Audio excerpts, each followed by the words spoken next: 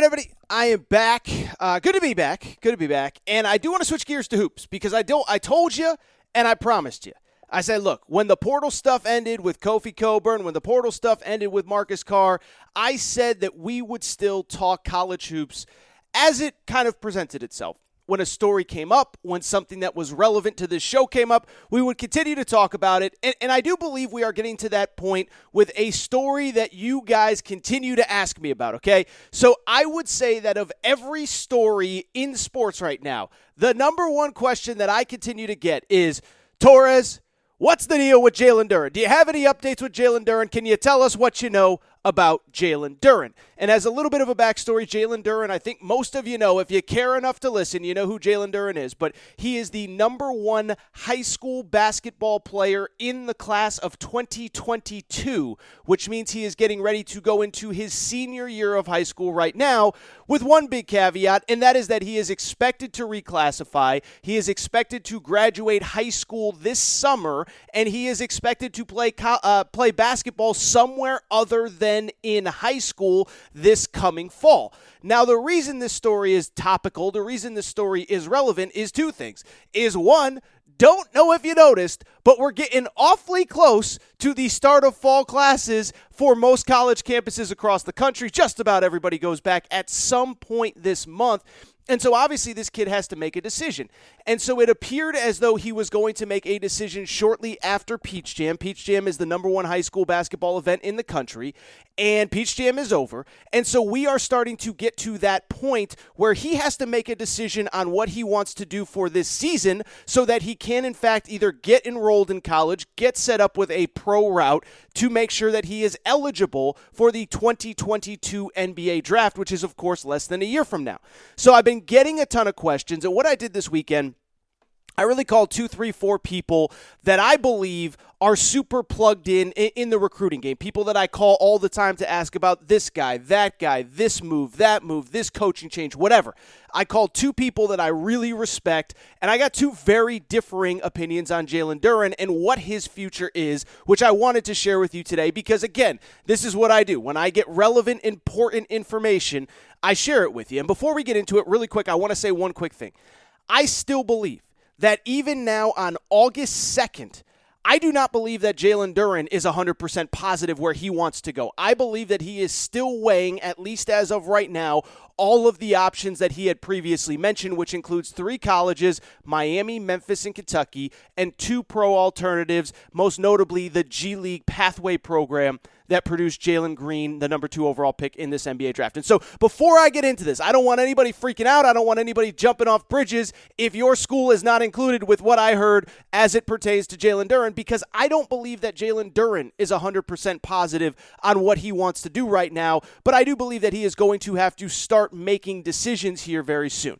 In terms of what I heard 2 different things. Let's get into it. The first one that I heard is that Miami is still the leader as far as colleges are concerned, but that the pro route, the G League pathway, is picking up steam. And so what I want to do is break down that pathway, that decision for Jalen Duren here, and explain why I do believe that it makes sense, what I'm hearing from that perspective. First of all, from the Miami perspective, I already explained why the top high school player in America would consider Miami. Miami is not a school that traditionally takes number one high school basketball players in the country, but there are some ties. By the way, they don't take them, especially when Kentucky's recruiting them and Memphis is recruiting them and other schools of that caliber are recruiting him. But the reason Miami's in the mix is very simple. Miami, he is from Philadelphia originally. He has deep ties to the Philadelphia area, and the Miami basketball program, believe it or not, has deep ties. His former high school and AAU coach, DJ Irving, is now on the Miami staff. He and DJ Irving are very close. That has been the reason that they are in the mix from the beginning. And I also believe that Miami actually legitimately, don't laugh, and I know some of you are driving around laughing right now, Miami actually has a legitimately good pitch for him. First of all, if you want to say it's because of DJ Irving, he's a little bit new to the staff, whatever. But they have a little bit of a Philly South vibe going there with DJ Irving, the elite AAU coach that has come onto staff. Their top player is a kid named Isaiah Wong, who is from Philadelphia. And so they kind of have this Philadelphia vibe going within the program. On top of that, it is also worth noting as well that Jalen Duren, and I told you this a few weeks ago, and some of you weren't happy about it, Jalen Duren really would be the missing piece at Miami. No disrespect to Kentucky, no disrespect to Memphis, but both of those programs are talented, they are deep, and there is not a clear pathway to 32, 34, 36 minutes a game at either of those schools. Doesn't mean he can't be the number one pick. Doesn't mean he can't be developed if you're the Kentucky coaching staff pitching him that, if you're the Memphis coaching staff pitching him that. But what I will say point blank is if you look at Miami's situation, there is a pretty clear pathway to doing pretty much whatever he wants once he gets to Miami. Think about it. As I said, Isaiah Wong, big wing, talented player. Cam McGusty, talented player. Those were their top two leading scorers last year. They're both back this year. They picked up a sixth-year transfer in the portal at point guard. Charlie Moore started his career at Cal, played at Kansas, played at DePaul. Now he is at Miami with the extra year of eligibility. And so the one thing they're really missing is just a big guy down low, a guy that they can dump the ball to get an automatic 2 points. And if Jalen Duren goes to Miami, we're talking about a situation where I truly believe, and I'm not exaggerating when I say, I think he can play 32, 34, 36 minutes. There is no one in the way of him playing as much as he wants, scoring as much as he wants, getting the stats that he wants. And that's something that, frankly, Miami or Memphis and Kentucky cannot sell. It's also worth noting, one other quick thing with Miami. NIL, Miami might be the leader in the clubhouse in terms of NIL swag right now. Okay, they say that you invented swag. They invented NIL swag as well, because if you look at what has happened with NIL, I think the pitch from especially Kentucky when NIL came into place, name, image, likeness, was nobody's going to have a better pitch in college basketball with name, image, likeness than us because we are Big Blue Nation, because we own this state. We are the professional basketball team in this state. And I still believe, by the way, Kentucky's NIL program is going to be the elite of the elite, okay? At the same time, have you seen what Miami's done in NIL? What they've done in NIL is pretty insane, as I don't know if I talked about this story. I can't remember.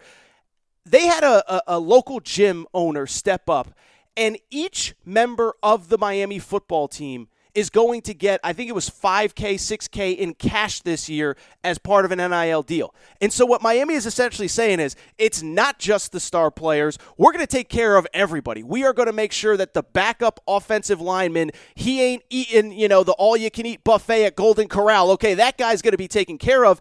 And I believe that that is kind of going to be, whether the athletic department wants it or not, that is how Miami believes that on the football side, they are going to get back to national relevance is, hey, if we can pay above the table, we're just going to pay as much as we possibly can and see where it takes us. And so when you think about the basketball program, while Miami is not a great basketball program, I think that's going to be in play there. I do believe that, well, I haven't heard this officially, but I would suspect that the Miami basketball coaching staff probably looked at what happened with the football program and said, well, wait a second now. If we can find that to take care of our football players, we got to be able to find something to make Jalen Duren a nice little chunk of side change while he is on campus here. And so that is where Miami is in this pitch. It's worth noting, as I just said, that one person that I spoke with believes that the pro route is actually more likely than either Memphis or Kentucky at this point. And I will say this for the pro route, a few interesting developments from the pro route perspective, and that's this. First of all, they did have the number 2 pick in the draft. That's Jalen Green from G League Ignite. Now, I would argue that the G League Ignite program, if you go based solely on NBA draft prospects, that it was actually a colossal failure. Jonathan Kuminga was expected potentially to go number 1 overall. He goes number 7 to the Warriors. Isaiah Todd was a lottery pick coming into the season. He ends up as a second rounder. Daishen Nix, who was supposed to go to UCLA, ends up not getting drafted after being projected as a lottery pick. And so I would look at the G League Ignite program as a failure. But I think if you're Jalen Duren, you say, well, wait a second now. They had the number 2 pick in the draft. I can be that guy as well. Again, I'm not telling you how I'm looking at it. I am telling you how G League Ignite is going to sell him. They're not going to tell him about the 3 guys that didn't get drafted as high as they were supposed to. They're going to tell him about Jalen Green, who went number 2 overall. On top of that, and I think this is worth noting with the G League Ignite program, they have a new coach. And this, to me, is a big deal, and this is kind of the nerdy college basketball talk that you come here for, but I think it's relevant. Brian Shaw was the head coach of the G League Ignite program. He is now out, and in his place is Jason Hart. And if you're not familiar with Jason Hart, He played at Syracuse under Jim Boeheim, played in the NBA for 10 years, and he has been at USC, Southern California, the last, I believe, 8 or 9 years since 2013.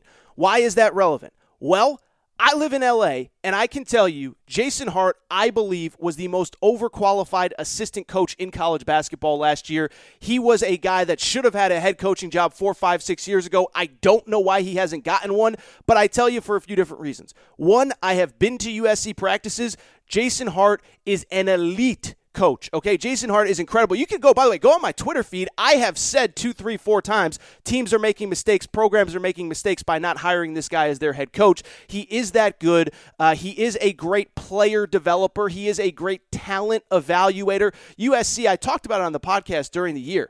They have been a lot better than I think a lot of people realize. They're actually in the middle of probably the best run in basketball history, in school history, and a big part of it is Jason Hart. Credit to my buddy Andy Enfield, who's been on this podcast, great with me, great with his time. Credit to Eric Mobley, Evan Mobley's dad, who I believe is an elite big man coach. But I'm just telling you, Jason Hart was the backbone of that program. Everything, all the success that they had is directly correlated to Jason Hart. And what I would also say is they've put a lot of guys in the NBA that I don't think a lot of people realize. Chimezi Metu is now in his 4th or 5th year. DeAnthony Melton is now in his 4th or 5th year. Jordan McLaughlin is in his 3rd or 4th year. Onyeka Okongwu is in his 2nd year, just finished his rookie year with the Hawks. Obviously, Evan Mobley is going into the league as well. You know who was the primary recruiter on those guys? You know who helped develop them? Was Jason Hart. And I think what he brings to the G League Ignite program is not only a really good coach, he's a really good recruiter. And that would be concerning to me if I was going head-to-head against him with for any of these college basketball programs, because he's a great recruiter. He's going to know how to sell the program. He has a track record of not only playing in the NBA, but producing pros at USC. That would be very concerning to me. So that is what I heard from one side of the Jalen Duren conversation. Miami is still the leader from the college basketball perspective, but that G League Ignite is picking up ground, especially after they had the number 2 pick in the draft last week. Quickly, the other side is very interesting as well. And I've heard that it's Memphis. And what's interesting about Memphis is a couple things. Is one, we've talked about Memphis a ton on this show, and every time I talk about them, their fan base gets mad. But, Penny Hardaway is selling that program as we are the NBA, we are the best NBA pathway that you can have at the college level. Okay, come to college, go to school, get an education, start on a track towards a degree. But while you're here from a basketball perspective, nobody is going to prepare you better for the NBA than us. Now, I would argue again. I would look at the win-loss results on the court, and I would say, don't know that Penny Hardaway is really delivering on that promise. But what I can also tell you is it does resonate with high school kids when you look at what he has done since he got to Memphis in terms of his coaching staff. As I talked about on this show a few weeks ago, Larry Brown is now there. Larry Brown is one of the great basketball coaches in the history of the sport, okay? Be like hiring, I don't want to say be hiring Phil Jackson, but it's the next level down. Larry Brown has won an NBA championship. Larry Brown has coached Allen Iverson. Larry Brown has coached whoever. And you start talking about guys that Larry Brown has produced, Larry Brown has coached. He's coached every type of player, every type of this, every type of that. And I do think that's resonating with the Jalen Duren camp. You have a 5-time, whatever it was, NBA All-Star in Penny Hardaway. Hey, I know what it takes to get you to play at an All-Star level. Larry Brown, one of the iconic coaches of all time. Now, again, I know the win-loss record would reflect otherwise, but I'm just telling you that is their recruiting pitch, and I have heard that it is resonating with Jalen Duren. The other thing, and I tweeted about this, and I guess Memphis fans are mad about it. I was kind of complimenting them, but it was they took it as an insult. But did you see this story, which I do think has some connection, that Memphis currently has an assistant coaching vacancy right now, and that they are looking to hire Rasheed Wallace as an assistant coach? Why does that matter? On the surface, one, it plays into the idea that Memphis is, again, college basketball's closest thing to an NBA program. We're going to train you. We're going to prepare you. We're going to coach you like an NBA team so you're ready to go to the league after a year or two at Memphis. On top of that, and I had somebody suggest this to me this weekend, kind of interesting if you think about Rasheed Wallace's background is how it pertains to Jalen Duren. Former NBA All-Star big man who was kind of a stretch guy, kind of a guy that could space the floor. What does Jalen Duren want to be? He wants to be a guy, for people who don't know his game, I never even described it, 6'10", wants to be able to step out and play on the perimeter because you have to at this level, at this level of sports. So he's a former NBA big man who also happens to be from Philly. Jalen Duren, born in Delaware, but played his high school basketball for the first 2 years in Philadelphia, has Philadelphia ties. Kind of interesting. Kind of ironic that you're going after a former NBA All-Star big man in Rasheed Wallace, who is also from Philadelphia, when you're recruiting, hopefully, a future All-Star big man who is also from Philadelphia. So that is Memphis's recruiting pitch. I am told that Memphis believes they are in a good position. I would mention as well, I've kind of heard this crazy story that I can't really figure out, and I'll just be honest. I tell you what I know, what I don't know. I heard this story that Amani Bates now wants to reclassify and play with Jalen Duren next year at Memphis. Now, that makes no sense to me at all because Amani Bates, by the way, for people who don't know, the number 2 high school player in the class of 2022, if he reclassifies, he's not eligible for the next NBA draft. So I don't really see the benefit of him going to college this year, but that's another thing that's out there. But I'm just telling you, I've heard from one side, Miami feels like they're in good shape if they can hold off the G League. I've heard from another perspective, Memphis feels like they are in a good position. Now, really quickly, there is one college team that I haven't talked about, and that's Kentucky. And I would just say, listen, Kentucky's not going down without a fight, but I do think their back's up against the wall a little bit on this one for a few different reasons. I think, first of all, they're really good this year. They're really good. They're really loaded. They have a front court that includes a former McDonald's All-American in Oscar Tshiebwe. Keon Brooks, I think has a chance to be really good. He was the best player probably on that team last year if he would have been healthy throughout the whole year. And so I do think that Jalen Duren's looking at it and saying, I can go to Kentucky, and yes, it's the biggest stage, and yes, I'm playing Duke, and yes, I'm playing Kansas, and yes, I'm playing whoever. But I'm also only going to play, 22, 24, 26 minutes a game? Now, in the past, that hasn't mattered to Karl Anthony Towns, to Devin Booker, to Anthony Davis. Hasn't hurt any of them. But I don't know that that's something that he's excited about. And so it's something worth noting. I would say this on Kentucky. I understand that right now within the Kentucky fan base, there is some frustration, and if you want to call it anger, a little bit of anger about how this summer has played out. I don't buy into it. And so why Kentucky fans are frustrated is because Kentucky fans look at it and say, about 3 weeks ago, Kofi Cockburn, second-team All-American, wanted to come to Kentucky. And essentially, John Calipari, and I talked about it on this show, pumped the brakes and said, you know what? We would love to have this guy. Under normal circumstances, we would. But you can't add a 7-foot back-to-the-basket center that's going to completely alter how we play and everything we've been working on. We can't add him in July. But I also believe that there was this kind of narrative and understanding that because of the fact that you were backing off from Kofi Cockburn, that meant you had to push all your chips on the middle into the middle with Jalen Duren. And I believe there are fans that felt like, okay, we're backing off Kofi. That must mean we're in great position with Jalen Duren. And so, one, I don't believe that they are out of the Jalen Duren conversation. But what I would also say is that when I look at it, I want to say this to Kentucky fans that are listening to this show. I don't think it had to be an either-or situation. I think there's a lot of people in the Kentucky fan base, even some guys, within the media, guys that I respect, Matt Jones, who I obviously talked about to lead this show, Jack Pilgrim, who I respect the hell out of, that felt like if you back off Kofi, you got to get Jalen Duren. I don't know that I believe that. I actually think this team is really good. I actually like how all of the puzzle pieces fit together, and I think Keon Brooks as a junior has a chance to be really, really, really good next year. And so you're talking about adding a freshman in Jalen Duren. And again, you take him if he wants to come. I'm not saying don't take him. I'm not saying back off. But I don't think it's this, apocalyptic, terrible situation if he decides that he wants to go somewhere else and play college basketball this year, because I think the team's really good. And you start looking at what Jalen Duren can do as a player who isn't going to show up to a college campus until, I don't know, September 1, August 25th, August 21st, or Keon Brooks, who's going into his third year in college basketball. I don't think there's going to be that big of a gap of what you get from Keon Brooks if you do not get Jalen Duren. And so that's all I have to say about Jalen Duren. I thought this was going to be like a 7-minute segment. I'm going on 20-plus minutes, but that's the update. And I would just kind of end with the caveat that, I'll be honest again, I really don't believe that at this exact moment, Jalen Duren knows exactly what he wants to do. So, if you want to take it with a grain of salt, take it with a grain of salt, whatever. I am here to give you updates and valuable information. I don't believe that there's a definitive leader right now. I don't believe that he's made a final decision, but I wanted to get you that update as it came